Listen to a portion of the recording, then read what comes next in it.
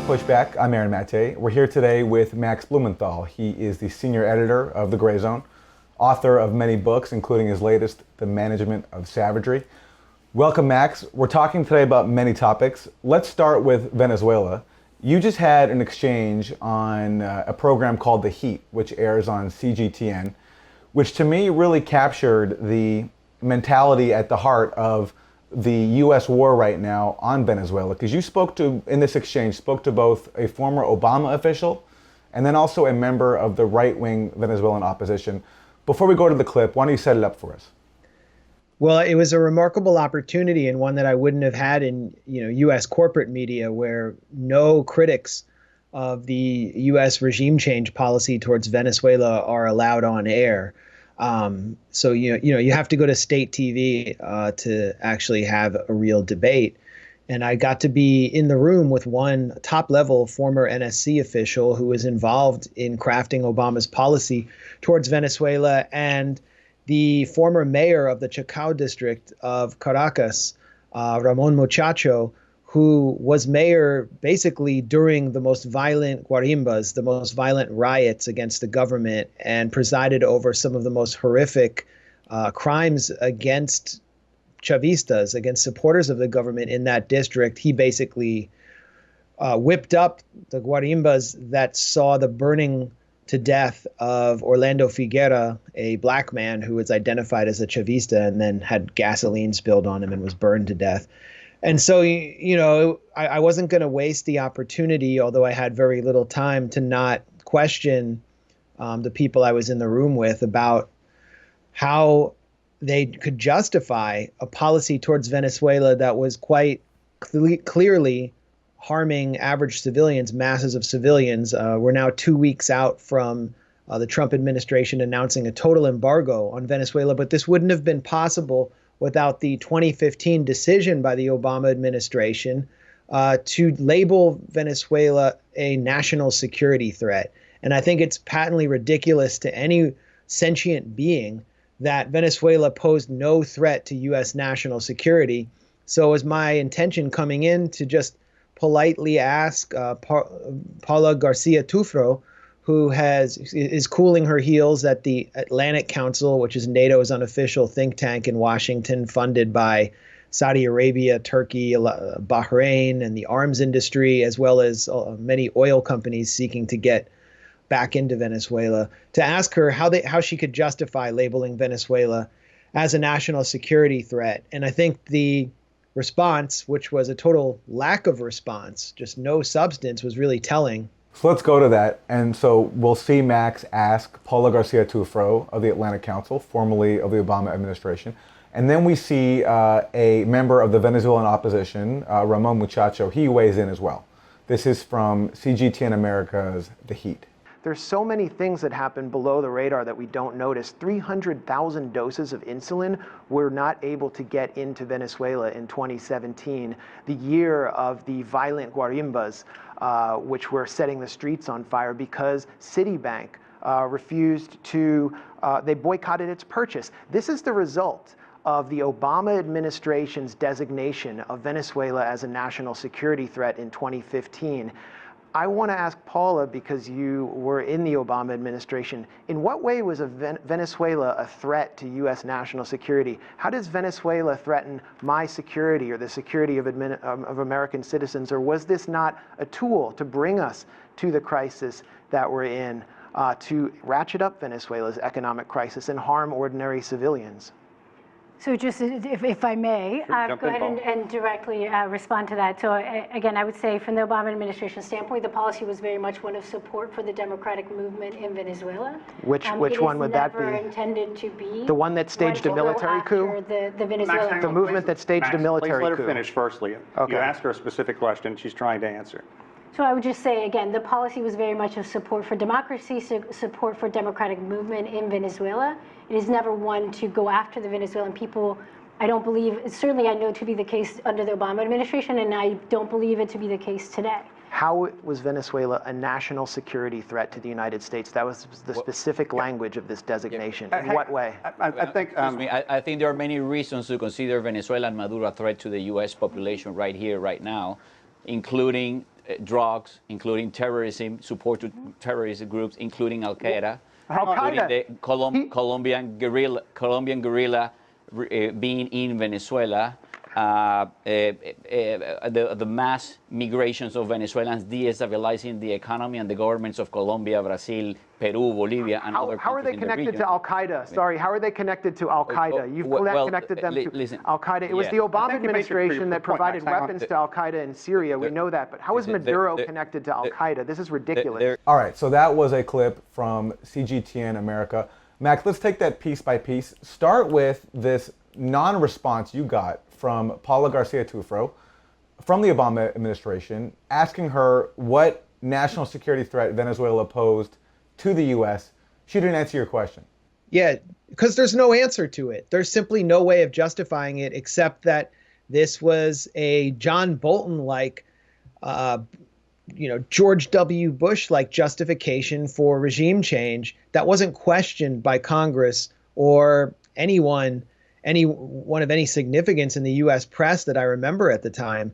And what it did was it set the stage for an economic boycott of Venezuela by international financial institutions. I mentioned in the lead up to my question that Citigroup had boycotted the purchase of 300,000 doses of insulin by the Venezuelan government. You saw, as a result of this designation, any bank or any international financial ratings group like Standard & Poor's declaring, or JP Morgan declaring, that Venezuela was high risk. And so this exacerbated the inflationary crisis and made it very difficult for Venezuela to obtain the credit to refinance its assets. It made it very difficult for it to obtain assets. And 70% of Venezuela's food still comes from imports. And so if you don't have assets, you're unable to, export your oil, which is the main source of your assets. Then you basically can't buy food.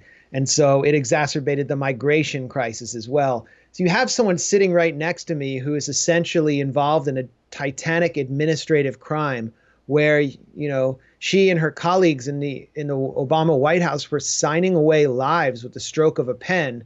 And you've mentioned before, Aaron, that this report by Mark Weisbrot, who's one of the premier experts in this country on Venezuela, and Jeffrey Sachs, one of the world's leading economists for the Center for Economic and Policy Research, which found that between 2017 and 2018, there were 40,000 excess deaths as a result of U.S. sanctions in Venezuela. So, the Trump administration's obviously ramped it up. But this all really began, the economic attack really began with that designation, which she can't explain. She just has no way of doing it. So she kind of hands off the ball to Ramon Muchacho, who is just an absolute fanatic living in Miami right now. And he says, well, the real threat was that Nicolas Maduro is working with Al Qaeda. And so I said, actually, we were the ones working with Al Qaeda. You have members of Al Qaeda's local affiliate in Idlib in Syria right now showing up in the field with BGM TOW missiles produced down the street from me by Raytheon, which the U.S. supplied to the so-called moderate rebels. But I don't know about Nicolas Maduro working with Al Qaeda. We also hear about him working with Hezbollah. We hear about him working with drug lords, and they pretty much pile on every accusation. But this was the most ridiculous one. And it's significant. I mean, you could dismiss it as just, a right-wing fanatic in Miami just popping off with, random allegations. But it's significant because Muchacho is really emblematic of the right-wing opposition that the U.S. has attempted to install behind Juan Guaido. And these are the people that Michelle Bachelet, who is the UN Human Rights Commission, depended on substantially for her report, which helped lay the groundwork for Trump's embargo, basically by accusing Maduro of running extermination squads, of using a food distribution program as a spying program, and completely ignoring the testimony of all of the victims of right-wing terror in Venezuela, who actually met with Bachelet when she was there. And in an investigation by the Venezuelan government's own Human Rights Commission found that 82% of the testimony supplied to Bachelet came from outside Venezuela from people like Ramon Muchacho, who are exiled members of the right-wing opposition. So, you hear these wild allegations and they sound ridiculous to us, but they're taken seriously by the team that was working behind the scenes on Bachelet's report, who were largely American bureaucrats who'd kind of burrowed from within the UN. So I think it's a really significant exchange. And it's also significant about our media environment that exchanges like this never take place. If you were allowed on, for example, Chris Hayes to interrogate the lies, deceptions, and distortions of half-truths of the Russia gators, catastrophe would ensue. And, it's the same thing, I think, with Venezuela. There's a certain fear about allowing us to challenge the people who make the sausage in Washington. In this case, I was sitting next to someone who I think is involved in a vast crime, an administrative crime, but a crime nonetheless that has cost lives. And after the broadcast, Tufro was really upset. And she started wagging her finger at me and telling me that I lied. Sanctions don't affect ordinary people. And I said, really, well, where's the lie? And she said, well, they only target the oil and gold of Venezuela. And I said, yeah, they've stolen $1.3 billion in gold assets through the Bank of England.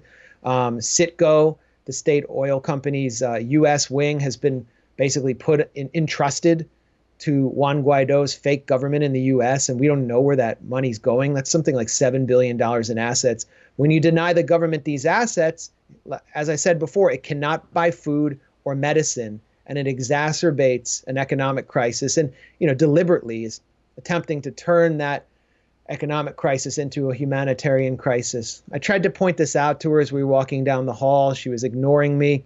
And then I attempted to share an anecdote from my recent trip to Venezuela that, resulted in her walking towards the elevator and not, really shutting me down. And it took place during a visit to the women's run cooperative of San Agustin, which is a neighborhood high in the hills above Caracas. If you go to Caracas and you look at the hillsides, these are the areas that were completely ignored before the Bolivarian Revolution, when Chavez came to power, when he was elected in 1998. In fact, maps of Caracas didn't even show these areas. San Agustin was one of them, and it was a very hard area to reach because it's just on such a sharp, sloping hillside that people who lived there often wouldn't come down to the downtown commercial areas because it was so difficult to get home. They'd have to walk an hour or two up a hillside, especially people who have disabilities or who are older. They got stuck in their homes. And what Chavez did was he built a cable car through the Caracas metro system with 5 stops going up that hillside. So I and other visitors I was with, we went up with this women's run collective. It's a food collective to provide food to people in that area who are hard hit by sanctions and by the economic crisis. And we took those cable cars and we reached our destination in 10 minutes. We reached a community center where when we arrived, 40 youth from San Agustin were practicing classical music, and they performed classical music for us.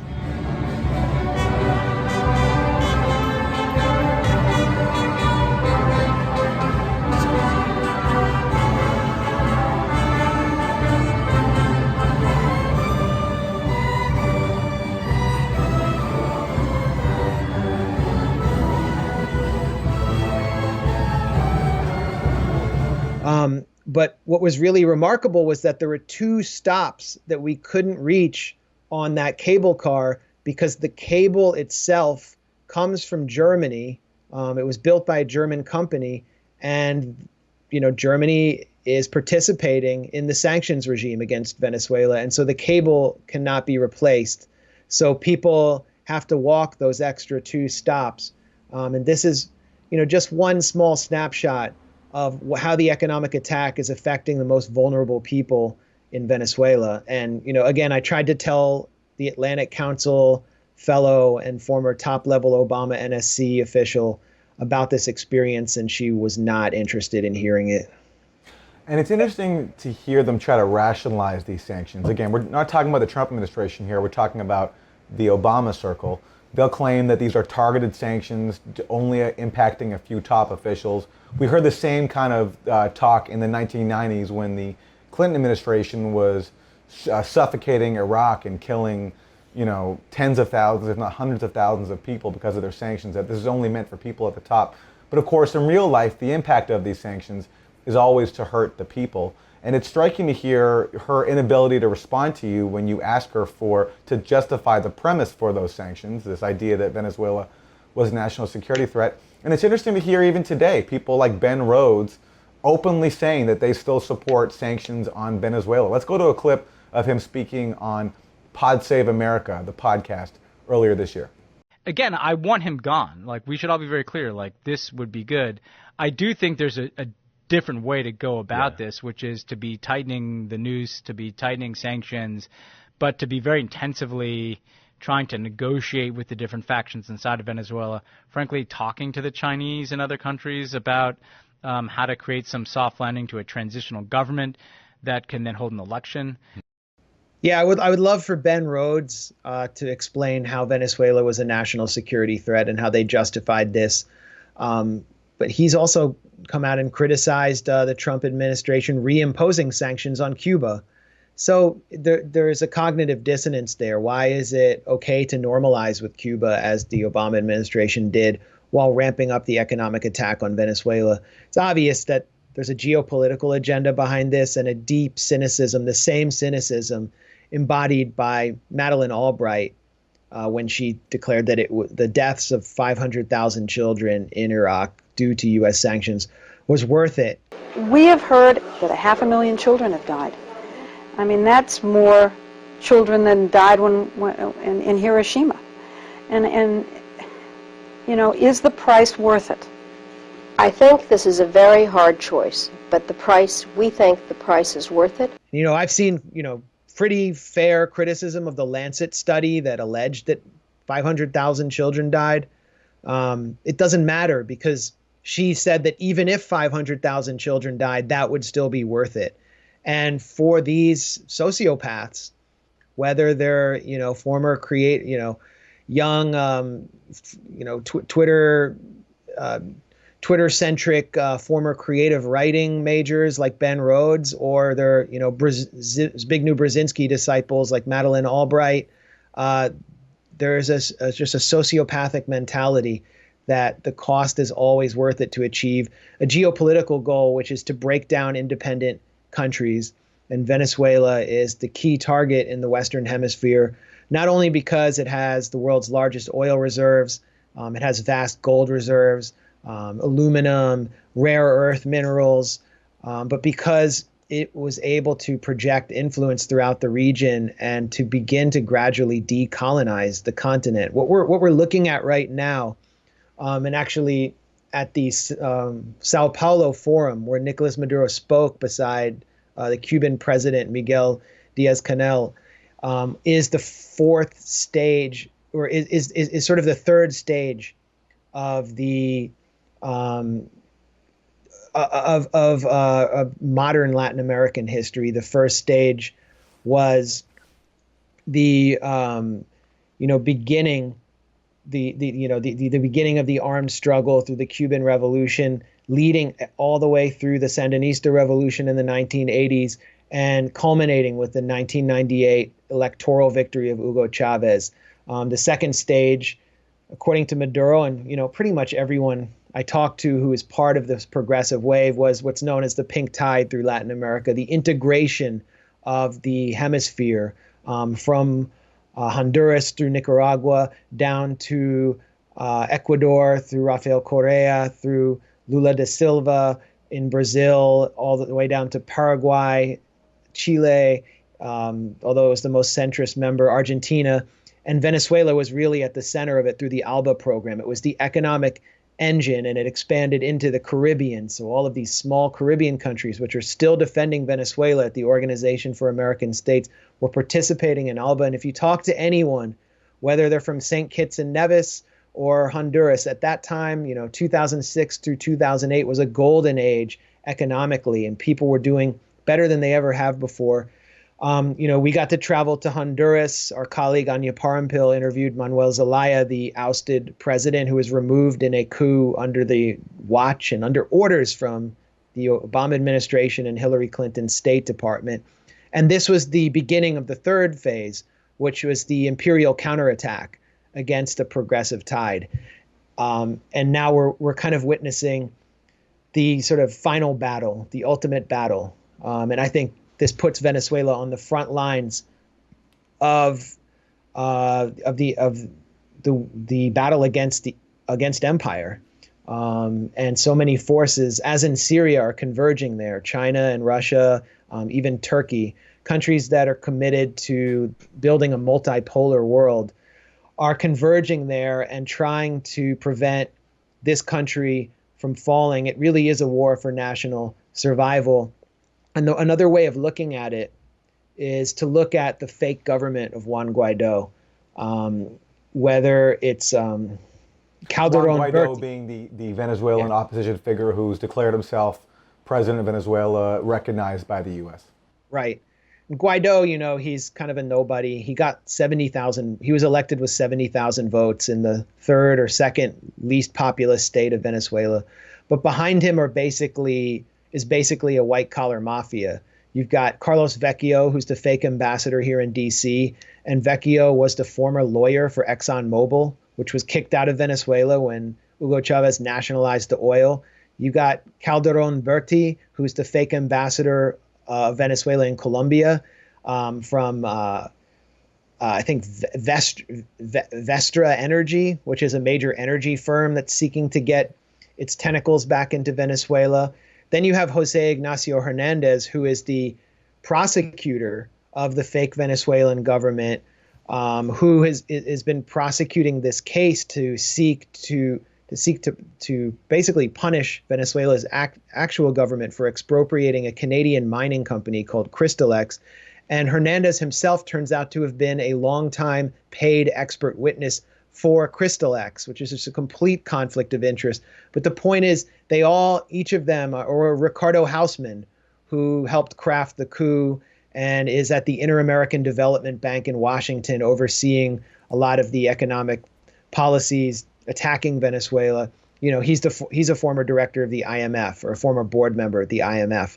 So everyone represents a different international financial institution that wants to get its tentacles back into Venezuela. And so, you have at the street level this experience with right-wing terror through the Guarimbas, and then you have a fake government that essentially just represents the corporate world. And the way that the actual elected government of Venezuela sees this is as a war for its own sovereignty, a war for national survival against international financial institutions, and an exterminationist right that would actually kill them in the streets if they were left defenseless.